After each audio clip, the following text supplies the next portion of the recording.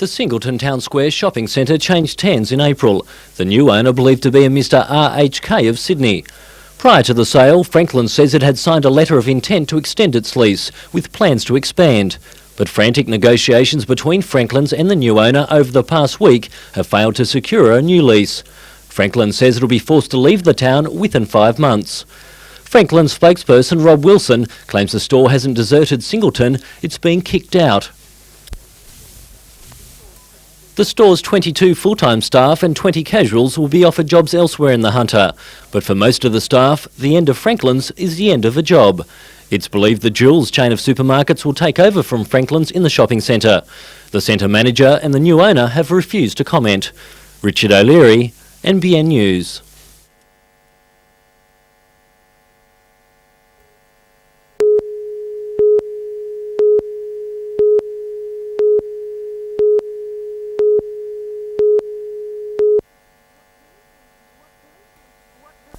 What police want to make clear to licensees is that they must adhere to the Liquor Act. Today's meeting with inner-city publicans was one of 3 being held in the region. It's been prompted by an increase in general hooligan behaviour. According to police, 90% of the problems in the city every weekend are alcohol-related. There's a direct correlation in relation to alcohol-related problems and the malicious damage and assaults.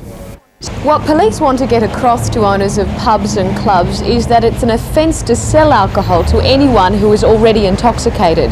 They're calling for better management from all concerned.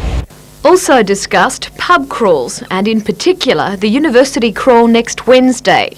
It'll start off in all good faith, but by the end of the night we've got a problem for the community, and the problem is that the behaviour of those persons that are either on the buses or walking from one hotel to another hotel. Jodie McKay, NBN News.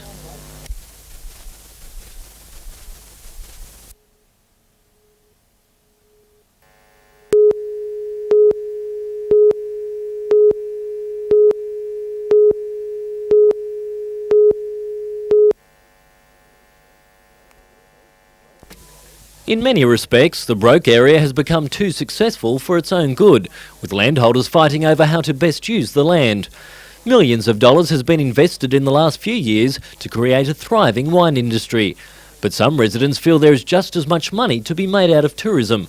Singleton Council has received a development application from Graham White for 2 cottages on Fordwich Road, and another request from Michael White to build 4 more just a few hundred metres away. But neighbours complained to council. I think there's a concern from the vineyard owners that the viability of their enterprise will be disturbed if tourists come living in the area. They say the cabins will harm agriculture, restrict agricultural activities and damage the only access route to their properties. Council deferred the original applications and will make a final decision on September 19. To prevent future problems, Council is preparing a policy for tourism development in vineyard areas. It'll include controls on traffic, pollution and where cabins can be built. Council says this will ensure a bright future for the region. We think it's potentially the next major tourist attraction for the Hunter Valley, but it's got to be done correctly, it's got to be done within the framework of a master plan. So we're looking forward to a very prosperous future for Broke, where the tourist industry and the vineyards can work together.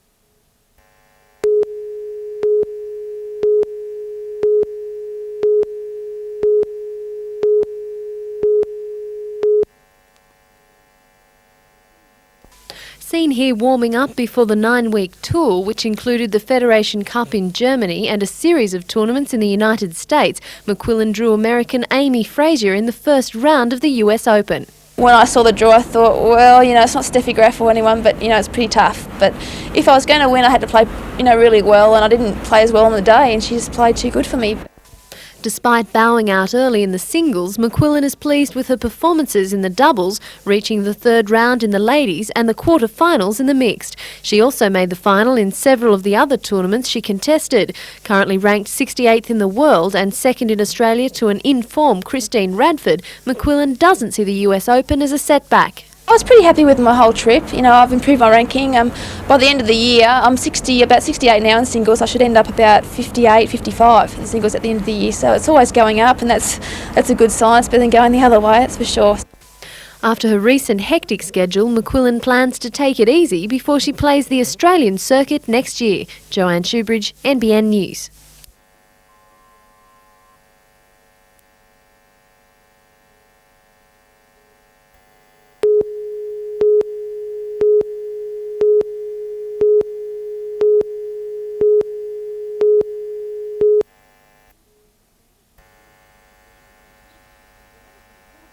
Patterson Courthouse has gone through 4 transformations since 1845. The third, in 1861, is more or less what you see today.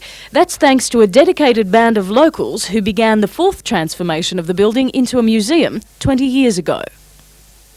It was very basic at the time it was opened, and it was just more or less just a courthouse and a few exhibits. But since we've had Val here as a curator, it's been a marvellous turnaround. There's been a lot of work done to the building itself. It was suffering quite badly from rising damp. I'd say probably about 200 tonne of fill has been taken away from the back of the building, and that has exposed the ventilation. Inside, there's still some work to do, but not everything needs restoration, and the array of memorabilia is extensive.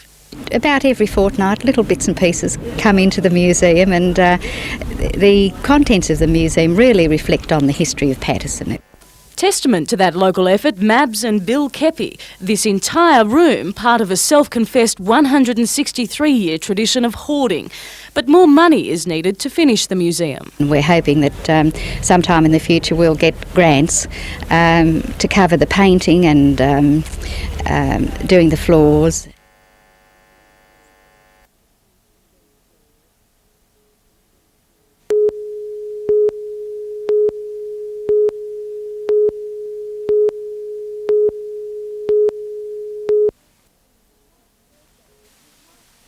It was last Thursday MP Bob Martin called a meeting between residents, council and government agencies to find an answer to the problem which saw knee-deep water in almost 30 backyards. The cause, a weir in Moffat Swamp that was built too high.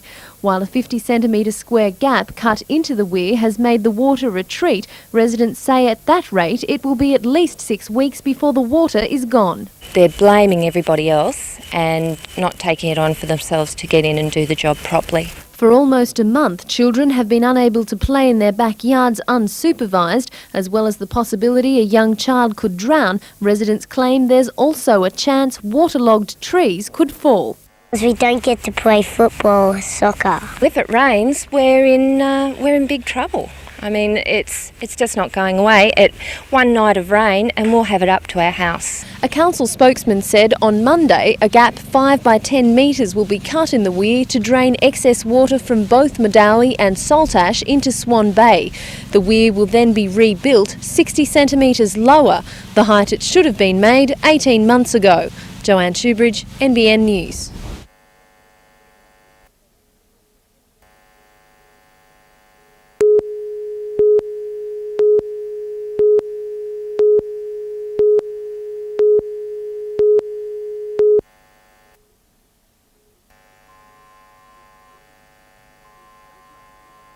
Don't mind Teddo, he's probably looking for Nancy, mother to him and about 1,000 other bears.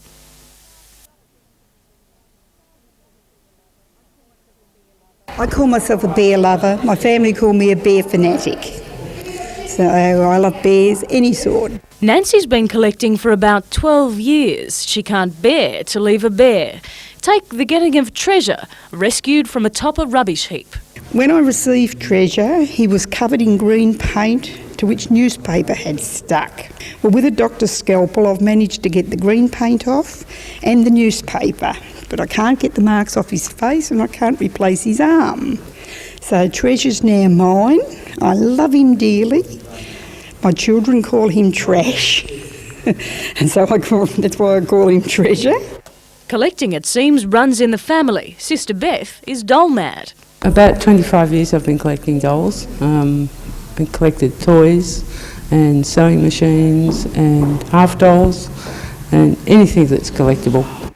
And some of those dolls, a few dating back to the turn of the century, will be on display along with Nancy's bears at Morpeth all weekend.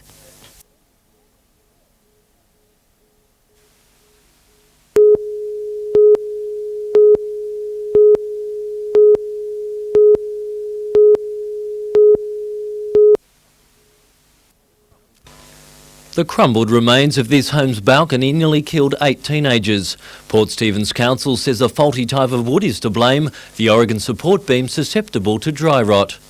Building experts say the wooden beams of the balcony were suffering a severe case of dry rot. They say the whole structure was on the brink of falling over when the weight of the teenagers sent it tumbling down. Council says the balcony was constructed with untreated Oregon when it was built 8 years ago. Under the 1992 Timber Framing Code, that timber is now banned unless treated, as it's prone to dry rot. Yesterday, the need for that code was confirmed. I just screamed, I just didn't know what was happening. Emergency crews feared the worst for the teenagers after the nearly 3-metre fall. The most serious case, 17-year-old Nelson Bay High School student Greg Tillman. The teenager was taken to John Hunter Hospital in a serious condition with suspected spinal and head injuries. He's since been cleared of any permanent damage. 5 girls aged 14 and 15 were also rushed to hospital but have since been discharged or are in satisfactory conditions. Councils have now warned people to check for any signs of dry rot or termite damage in balconies, especially if built with timber not approved by the code. Any timber frame that can be examined should be examined from time to time by a competent person. That's any parts that are exposed, because you can have all the issues of a termite and a fungal attack affecting the natural timber. Richard O'Leary, NBN News.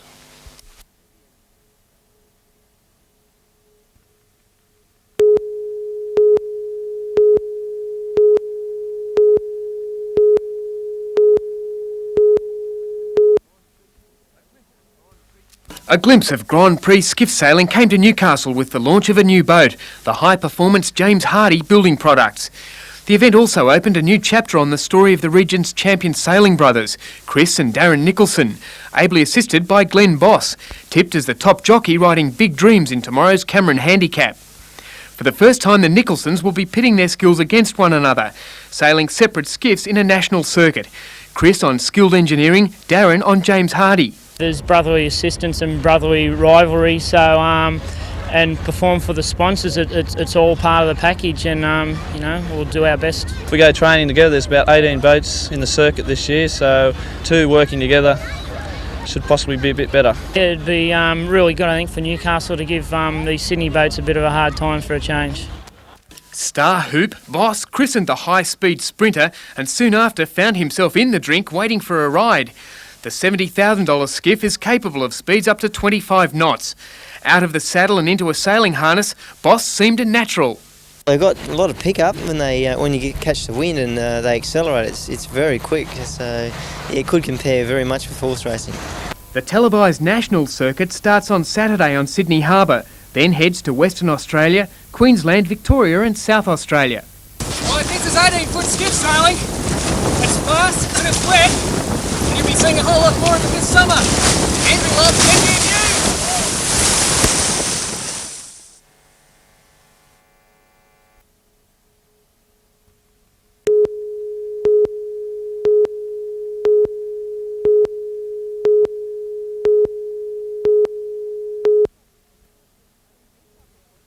A A police officer shot this 22-year-old from the Newcastle suburb of Stockton while he was wielding a 30-centimetre knife in Vida Street, Hamilton. This guy's walking around with this big butcher's knife in his hand. Despite a dozen police warnings, the man wouldn't surrender. Instead, he grabbed a female passerby trying to take her hostage. Witnesses say when she broke free, the police officer started firing. Turned around and fired a warning shot, and the guy just didn't drop the knife, and he shot him in the leg first, and he still kept coming forward. Shot him in the stomach, and he still kept coming forward. When the policeman ran out of bullets, an onlooker, Paul Crisp, tried to run the man over with his car. I think I saved him a little bit of time, yeah, because he was after him with the knife and he was running backwards. Police backup arrived and the man was arrested. It's believed the drama started when the man stole the car behind me from Newcastle University. After driving recklessly through several suburbs, he crashed the car here at Hamilton.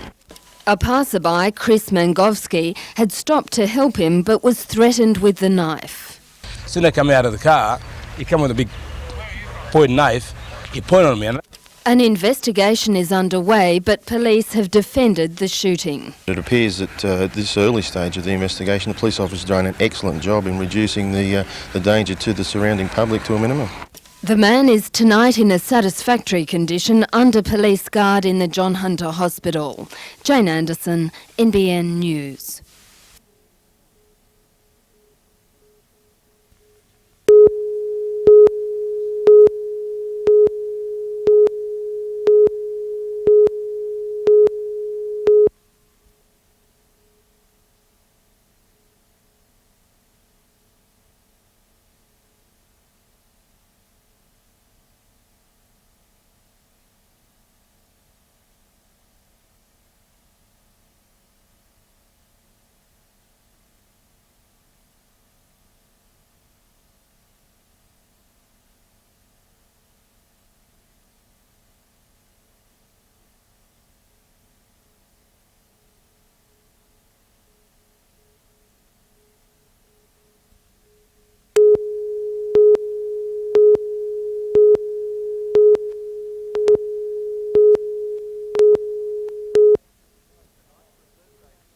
The Knights reserve grade team is hoping they have just 2 games to go, the Dragons and then the grand final. The lineup for Sunday's clash at the football stadium has just one change from last week. Shane Vincent dropped for Skovgaard.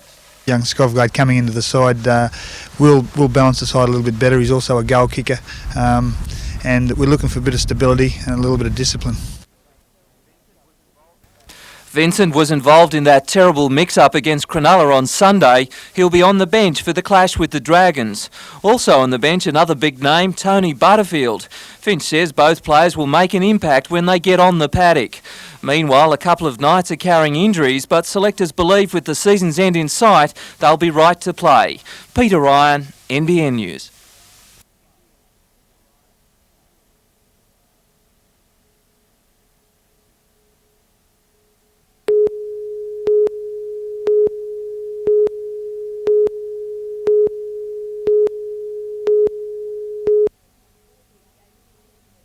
Nick Gates finished in the top 40 out of 220 cyclists in the World Championships. He's been cycling at competition level for 6 years and internationally for the past 2. Recently, while in Europe, Nick cycled in 8 tours with the Australian team.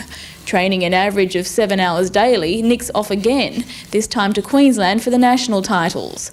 The 190-kilometre road race will be held at Noosa on Friday. For the past 2 years, Nick's entered the race and finished in the top 10. He says this time the Victorians will be the toughest to beat. In the future, Nick sees himself turning professional, but in the meantime is concentrating on international events, like the Commonwealth Bank Classic in Coffs Harbour at the end of next month, when he'll be riding for the NBN team. Well, next year the World Championships are going to be in Colombia, so I'm hoping to get another try and get in there again. And the year after the Olympic Games are on, so I like to try and keep cycling up till then. And Tracy Walsh, NBN News.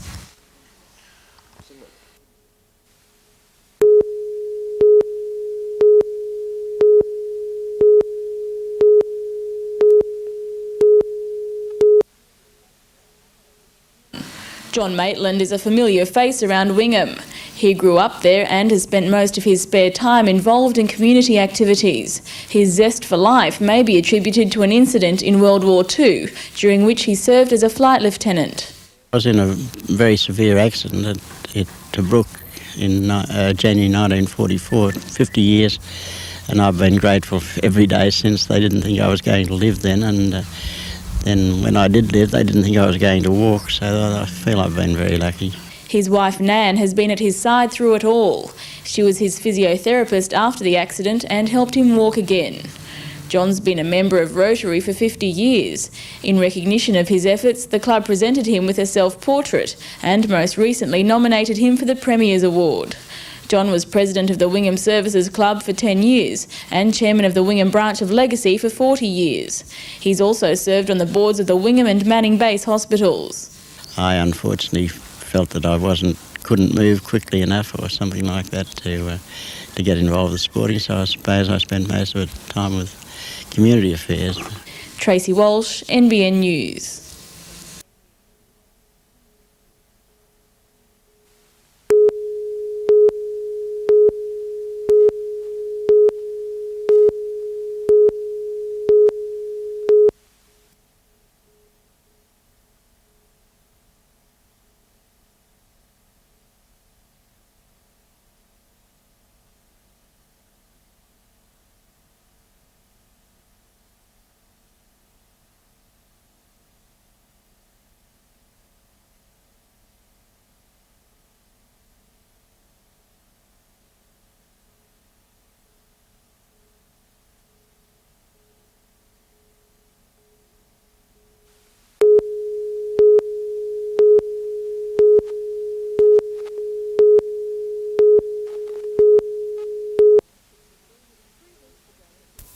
Three weeks ago, 54-year-old Robin Buxton was walking along the footpath of a busy shopping centre when she suffered a massive cardiac arrest. I really don't remember. It's just, the last thing I remember basically was them all. But it was Robin's lucky day. Two doctors who worked in a nearby surgery quickly began cardiopulmonary resuscitation, and today she was reunited with one of her rescuers.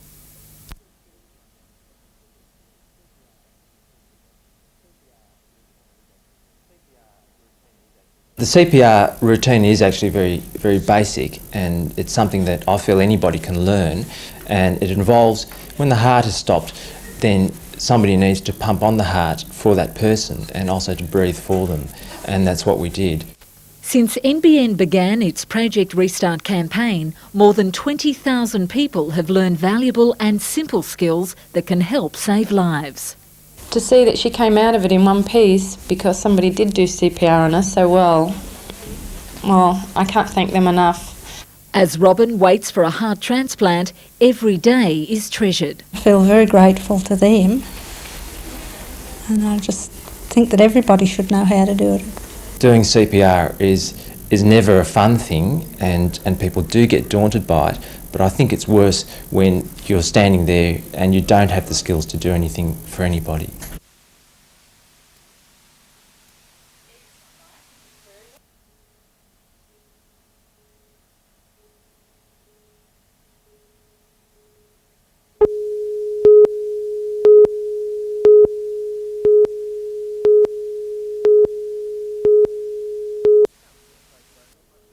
Councillor Craig Bowman must be the luckiest new mayor in the country. He polled only equal second in a field of three in the first ballot at Port Stephens Council. His name was pulled from a hat to go into the next round. He drew 6 votes all with Councillor Bartlett, another draw giving him the job. The second year in a row a Labor candidate has lost this way. 3 votes out of 12 is hardly a resounding victory, but that's the way local government is, that's the way the ballot system works. Despite the win being far from a mandate, the new mayor is confident that he and his new deputy, Councillor Col O'Brien, will lead a strong team. Hopefully I can bring them together and do what they should be doing. They're all talented, they all know local government pretty well now. It's a fresh face for a council under the cloud of an ICAC investigation after accusations of improper dealings in a Fern Bay subdivision. It's not the image we'd like to see. It's unfortunate the way it did turn out in them investigating us. We don't welcome them with open arms, but they have a job to do. Richard O'Leary, NBN News.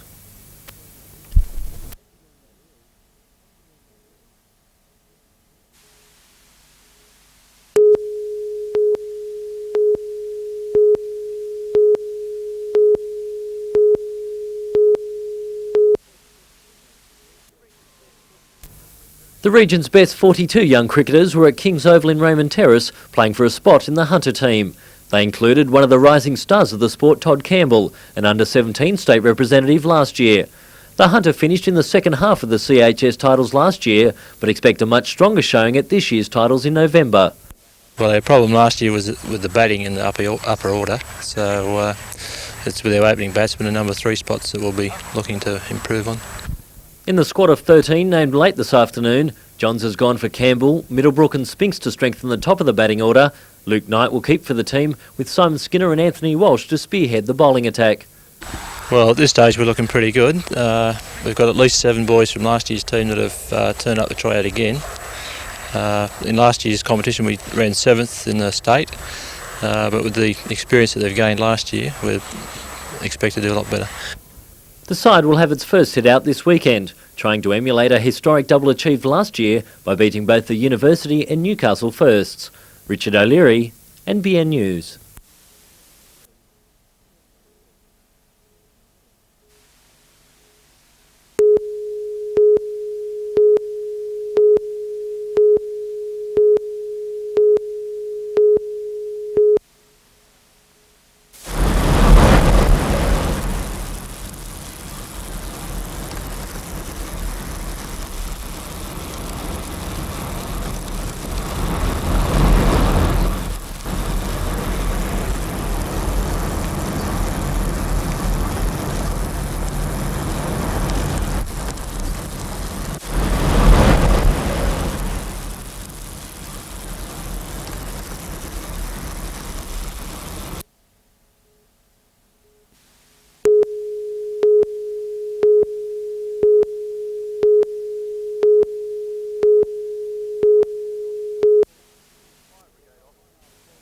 Fire Brigade officers were called to the TNT depot at Cardiff South soon after 11 this morning. A giant crane had toppled over trying to lift sheets of steel, crashing into the depot's roof and when hitting the ground, rupturing its diesel fuel tanks and spilling hydraulic fluid.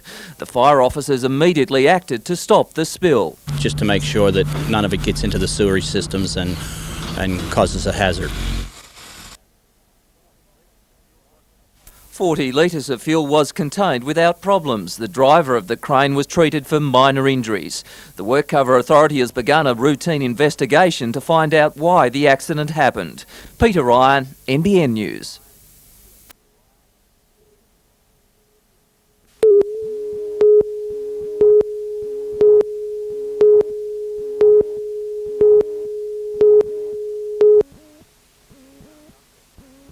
Wickham wound up their preparations last night and will be without key defender Andy Roberts, who was suspended for a professional foul in the semi-final.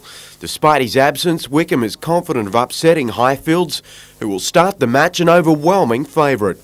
They certainly have got a lot of pressure both in the media and by the public, just naturally thinking that on Sunday they're dead set winners. As I said, when it comes to finals, anything can happen on the day. But there was no sign of pressure at Highfields last night, the team swapping the playing field for the catwalk, preparing for a fashion parade.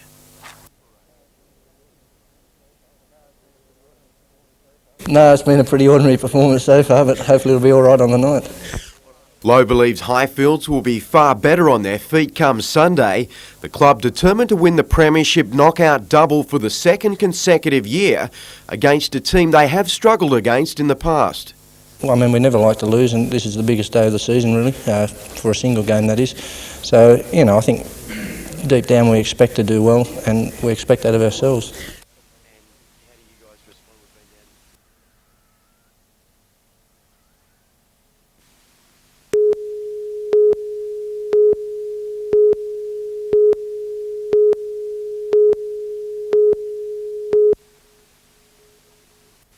Day 2 of the 3-day Quicksilver Surf League Grand Finals, and competitors were faced with messy 1 metre waves providing limited opportunities. 20 clubs from across the country qualified for the grand final, which uses the unique format of tag team surfing. With $32,000 prize money on offer and with all but one heat of round 2 completed, Snapper Rocks led the Queensland charge into tomorrow's semi-finals. Fellow Queenslanders North End and North Shore also qualified with South Coast club Woonona. Host side Avoca was eliminated, as was 4-time winner of the competition Newcastle's Merriweather after a promising start yesterday. Favourites for the competition, North Narrabeen, with Damien Hardman and Mark Bannister had a scare, finishing second in the heat and advancing by just half a point ahead of Catherine Hill Bay. Sydney's Maroubra club are also still in contention.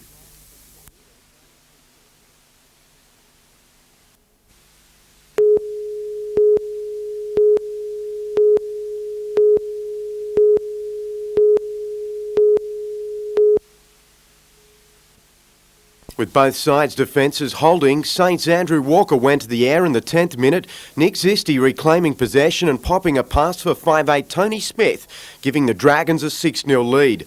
The mistakes that plagued the Knights last week began to reappear, but with more confidence they began to move the ball around, centre Michael Egar's strength and reach putting them back in the game.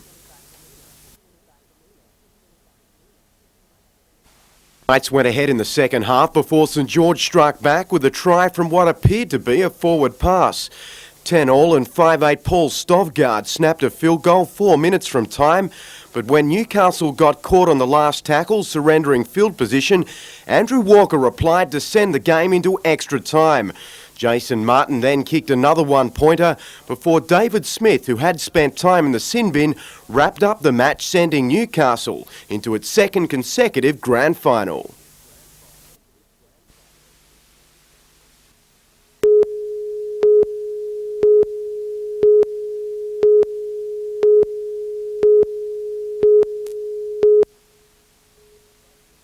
This afternoon's grand final of the Surf League at Avoca is the culmination of 5 months regional tag team surfing involving 50 clubs from around Australia. Sydney club North Narrabeen won its semi-final this morning to qualify for the final, with second place North Shore from the Gold Coast. In the other semi, defending champ Snapper Rocks also advanced, along with Sydney club Cronulla. Snapper Rocks and North Narrabeen, with the services of Damien Hardman, went in as equal favourites, the Queenslanders prevailing by 6 points, with North Shore and Cronulla 3rd and 4th respectively. Snapper received $2,500 for the victory, while the Gold Coast Trevor Glebe won the Mark Sainsbury Memorial Award for the best floater, a manoeuvre established by the late Avoca surfer.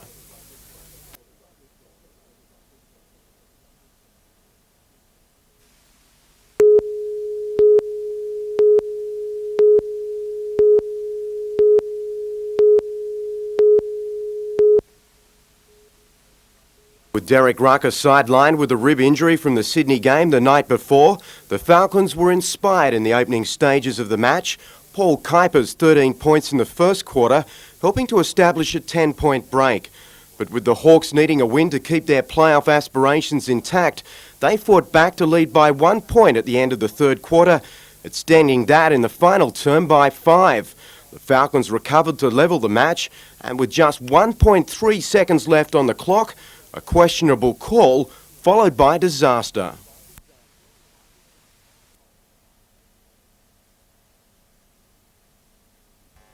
The 2-point loss meaning Newcastle must beat the Giants, with the fitness of Rucker still in doubt. Meantime, in cricket, the Newcastle side to play Tasmania was announced this afternoon after their match against the Northwest. Mark Curry will captain the team in the 3-day match starting on September 27. David Brown chosen as the team's new wicketkeeper.